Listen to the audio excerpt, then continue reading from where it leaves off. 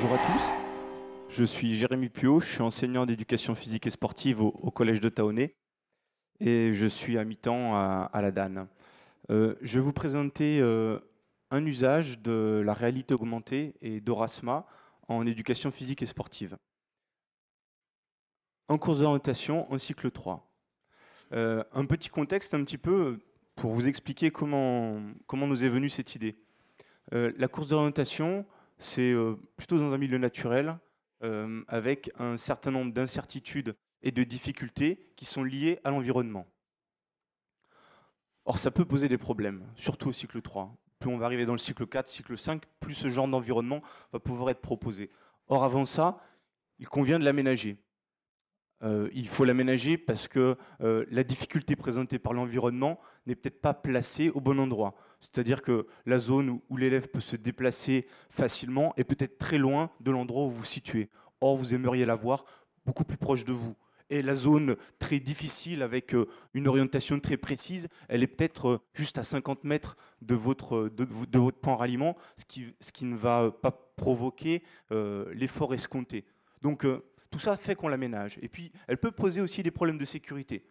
Donc, on a l'habitude d'aménager nos cours, d'aménager l'enceinte proche de l'établissement, d'aménager nos stades, d'aménager nos parcs.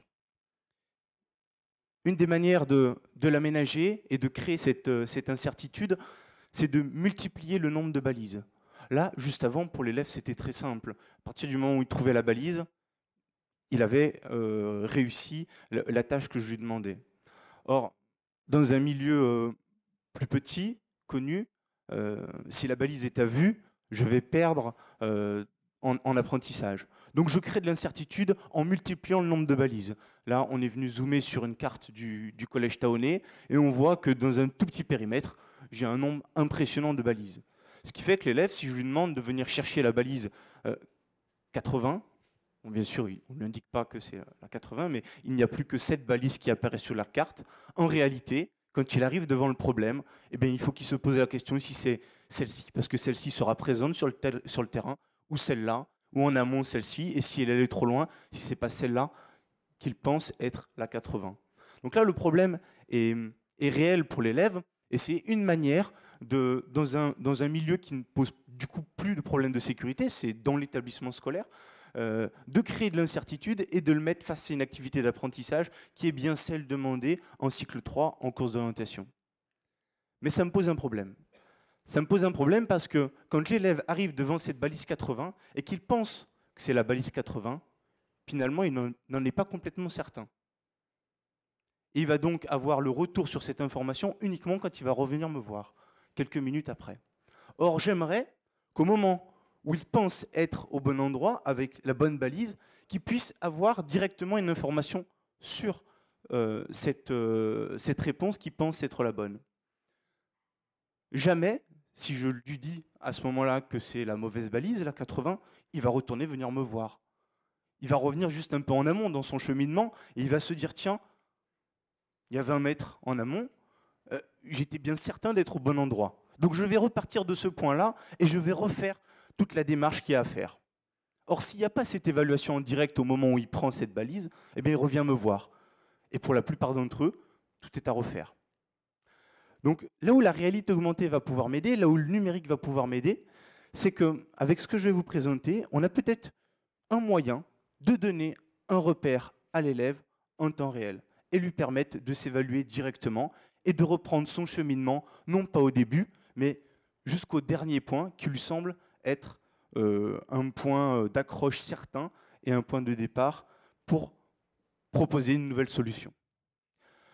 Donc c'est le principe présenté par mon collègue, la réalité augmentée, où on avait une image réelle qui était associée à un média. Ça peut être un son, ça peut être une vidéo, ça peut être du texte. Où on va un peu plus loin là, c'est qu'on va relier, l'action qui vous a été montrée de correspondance entre les deux, on va la géolocaliser. On va faire en sorte que l'aura qui a été montrée par David ne puisse apparaître qu'à un endroit prédéterminé. Donc là, vous comprenez que c'est venir géolocaliser des balises. Voilà un petit peu l'objectif de la réalité augmentée dans le PS. On va venir géolocaliser la balise et l'aura ne va apparaître que quand l'élève est au bon endroit. Je vais vous présenter une petite vidéo qui résume tout ça et je vous montrerai après ce qui me semble être les plus-values du numérique dans cet usage.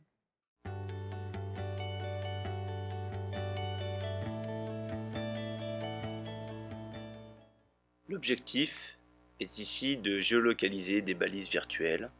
Le message associé à la balise n'apparaît que si l'élève est réellement à cet endroit.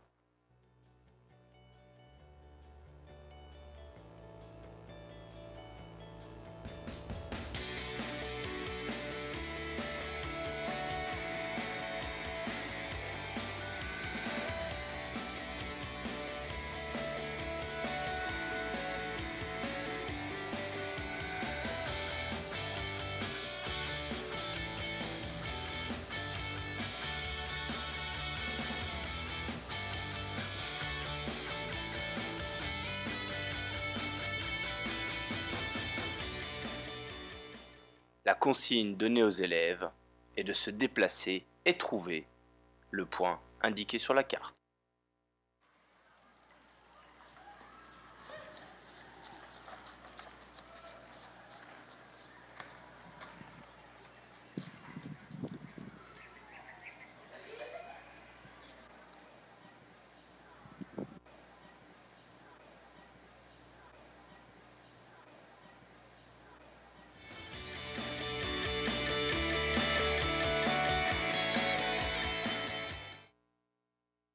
Alors, de manière un peu synthétique, les plus-values. On a d'abord le problème qui me semblait essentiel, c'est l'évaluation en direct qui, au travers du numérique, me permet d'apporter et de m'apporter une solution. L'élève, quand il vient avec sa tablette sur la carte, il sait bien s'il est ou non au bon endroit. Il n'a pas besoin de revenir me voir. Si jamais il n'obtient pas la bonne réponse, il reprend son activité de recherche, non pas au point de départ, parce que je lui aurais indiqué qu'il n'est pas au bon endroit, mais bien à partir du point qui lui semble être un point d'accroche pour pouvoir repartir. La deuxième plus-value pour l'élève, c'est qu'on peut imaginer, et je vous montrerai après les idées qu'on a par rapport au tram EPS, parce que ça va être le point de départ du tram EPS, on peut faire apparaître un contenu spécifique en fonction de chaque balise, et on pourrait imaginer, par exemple, non pas qu'apparaisse une simple information, bravo, tu es au bon endroit, mais qu'apparaisse la description d'une future balise à aller chercher, ou la présentation d'une carte qui lui indiquerait l'endroit de la prochaine balise. Ça, c'est pour l'élève. Pour le professeur, la plus-value, elle est d'abord dans le temps. Ça semble rien, mais c'est une activité qui est très chronophage, la course d'orientation. Il faut généralement placer des balises en amont du cours, les ramasser à la fin du cours, et avec le risque de se les faire voler, les risques de les voir être déplacés par les élèves. Et là, finalement, ce problème, il est quelque part résolu. La balise n'est plus réellement sur le terrain, elle est complètement virtuelle, et je peux la créer la veille chez moi. Enfin, ça va me permettre d'avoir plus de temps pour ceux qui en ont vraiment besoin. Les meilleurs élèves, là, vont être en autonomie par rapport à l'information qui est donnée. Moi, ce que j'ai besoin, parce que concrètement, et peut-être que cette information, elle est importante, concrètement, sur un parcours d'orientation classique, je mets beaucoup de temps à placer toutes mes balises avant, je vais mettre beaucoup de temps pour enlever toutes mes balises après, et pendant le cours, pendant 2 heures, j'ai des élèves qui, toutes les 30 à 20 secondes, arrivent par paquet de 2, 3, et me demandent si ce qu'ils ont réalisé est correct ou non. Et finalement, je passe mon temps à ça. Et j'ai peu de temps dégagé pour l'élève qui est tout simplement parti, mais dans une direction complètement opposée. Avec qui il faudrait là concrètement aller avec lui pour lui montrer et voir ce qui ne va pas. Or, je n'ai pas forcément cette disponibilité dans une course d'orientation classique. Et donc, je pense que pour ça, ça peut être vraiment une plus-value pour le professeur. J'en profite sur le contexte numérique qu'on pourrait mettre autour de cette activité, parce qu'on ne sort pas souvent les iPads en éducation physique et sportive, parce que quand même le moteur reste l'objet d'apprentissage essentiel.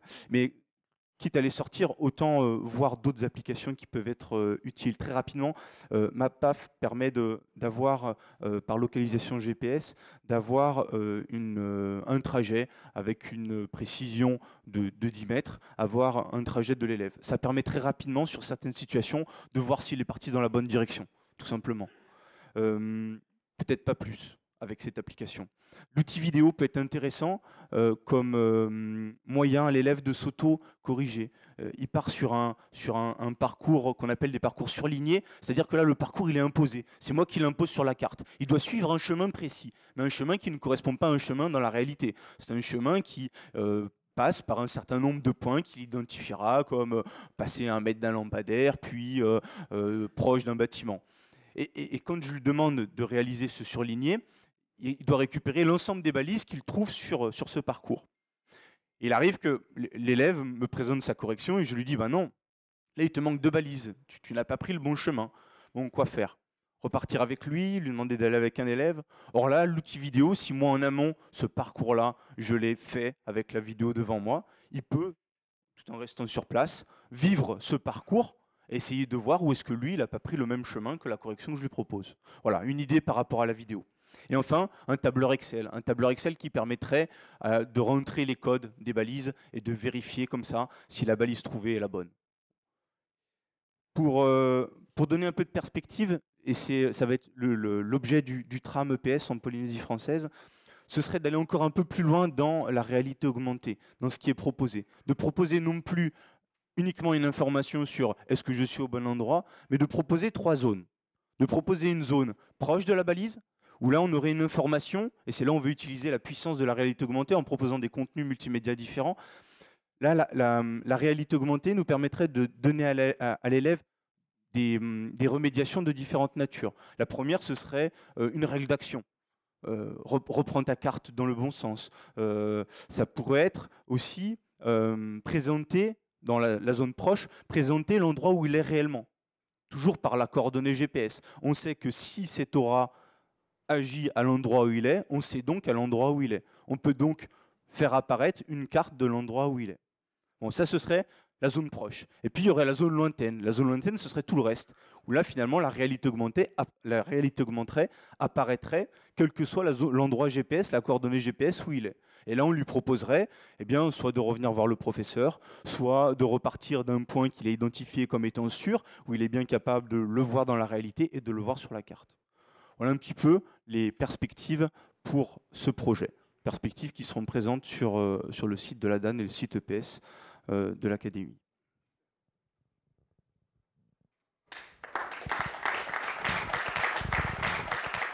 J'ai une question technique. Enfin, bon, je pense que je n'ai pas bien suivi. Les élèves qui devaient repérer la balise avaient d'une part leur iPad, une carte et une balise. Je me trompe ou pas? La carte et l'iPad. Et donc, bon, c'est avec leur carte qu'ils ont sur eux, ils peuvent repérer l'endroit où ils se trouvent. Exactement. Ce qui agit, c'est une partie de la carte qui a été découpée sur le logiciel et on vient associer une partie de la carte à l'aura qui apparaît. Très bien. Donc, enfin, c'est ce qui sert de cible finalement. C'est ce qui sert de cible. Et là, on peut imaginer tout un tas de choses. Bien, merci. Est-ce qu'il y a possibilité de rajouter un chronomètre ou avoir un temps pour pas que ça prenne trop de temps justement dans la recherche? Bien sûr. La notion de temps va être importante dans la mise en place de ces situations. Elle n'a de sens que dans un temps imparti. Et c'est la contrainte de temps qui va donner du sens à cet apprentissage. Il y a des choix à faire. Si je passe, il ne faudrait pas que l'aléatoire prenne le dessus par rapport à ça. Donc il s'agit bien, dans un temps imparti, de trouver cette balise. Et donc, pour répondre, on peut utiliser le chronomètre de l'iPad, mais on peut utiliser le chronomètre physique aussi, qui fera complètement le travail. Il n'y a pas possibilité de bloquer au niveau du logiciel? Non. De bloquer avec un temps? Non. Mais on pourrait l'avoir dans une fenêtre en arrière ouais, qui défile, qui découle. D'accord. Merci. Oui, encore une question technique. J'ai vu qu'il y avait beaucoup de balises, effectivement. Quel est l'espace entre chaque balise, étant donné que le GPS, sa précision, c'est 10 mètres, donc il faudrait les espacer de 20 mètres. Donc ça doit être difficile, non? Oui, pour l'instant, c'est une vraie contrainte. Il ne s'agirait pas de présenter la carte telle qu'elle a été présentée, parce que c'était une solution pour créer de l'incertitude. Là, l'incertitude qui est présentée, elle est différente, mais bien sûr avec une précision qui est moindre. Donc on ne pourrait pas refaire la carte avec les 160 balises avec la réalité augmentée. Par contre, je peux très rapidement, avec la réalité augmentée, créer de l'incertitude sans balises et en conservant l'évaluation en direct. C'était une des lacunes des 160 balises, c'est que j'avais plus l'évaluation en direct. Mais c'est vrai qu'on est encore maintenant sur une technologie qui ne nous permet pas d'allier les deux. La très très grande incertitude liée à autant de balises est la précision GPS. C'est d'ailleurs cette imprécision GPS qui va nous permettre de faire ça. C'est-à-dire que si on était réellement précis au niveau GPS, la zone juste en amont de la balise serait quasiment impossible à faire. Il faudrait référencer l'ensemble des possibles des coordonnées GPS autour de la balise pour pouvoir donner une information sur cette position de l'élève. Or là, le fait que ce soit une zone de 10 mètres en amont de la balise va nous permettre de donner cette information. Donc voilà, à un moment donné, c'est la difficulté technologique, on peut aussi en faire un atout. J'ai une question par rapport en fait, à la taille maximale d'un fichier vidéo ou photo que peut supporter cette application. On n'a pas de données vraiment précises. On a déjà testé des petits films de 120 secondes avec SAMR, 120 secondes dans une résolution. Bon, après, il ne faut pas choisir une résolution trop importante, mais sur une résolution d'iPad, il n'y a pas vraiment de limite, j'ai envie de te dire. La limite, elle va être liée à la taille du serveur chez Aurasma. Mais bon, c'est pas fait pour montrer un long film. Parce que l'idée, c'est quand même passer d'un média à l'autre, avoir une information rapide. Si tu as à regarder un film de plusieurs minutes, il vaut peut-être mieux aller directement chercher le fichier. Voilà. Donc, voilà, je ne connais pas vraiment les limites techniques en termes de capacité, mais finalement, ça deviendrait plus tellement pertinent que d'avoir un film très long, quoi. On en perdrait l'objectif. Voilà. Ouais, on n'a jamais été bloqué, ni par la taille des photos, ni par la durée des films. J'ai pu constater aussi que cette application a un besoin inhérent de la connexion Internet. Alors, elle a besoin d'une première connexion. Et c'est ça qui nous permet de l'utiliser en classe et de l'utiliser en EPS, parce que très rarement on a des connexions, on a une connexion Internet. Il faut absolument que lors de la création de l'Aura, il y ait une première connexion en Wi-Fi qui permette à la réalité augmentée de rester présente sur l'iPad. Bon, elle disparaît à chaque mise à jour. Bon, une petite contrainte technique par rapport à ça. Mais avec nos mallettes Calista, on peut très rapidement, avec un iPad maître, diffuser cette aura sur l'ensemble de notre parc. Mais c'est vrai qu'à un moment donné, il faut du Wi-Fi pour la première reconnaissance et à chaque fois qu'il y aura une mise à jour. Merci.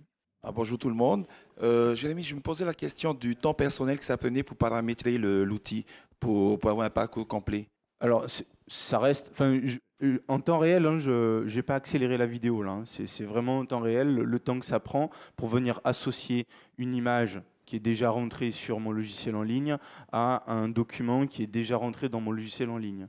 Donc, si tu prépares l'ensemble de tes photos qui vont faire réagir et l'ensemble des informations qui vont agir, donc tu vois, on imagine une vingtaine de balises, donc ça veut dire 20 éléments qui viennent faire réagir, 20 éléments qui apparaissent, tu les rentres, tu les télécharges sur le serveur, et après c'est la manip que je vous ai montrée là.